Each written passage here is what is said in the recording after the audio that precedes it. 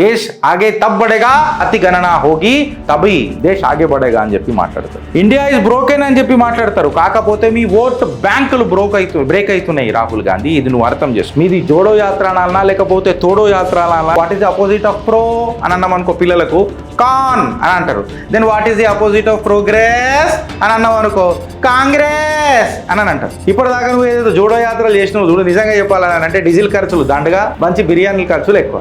look at my face in a mirror అనగానే రేవంత్ అన్నకి ఇట్లా పక్కకి అందరు వచ్చి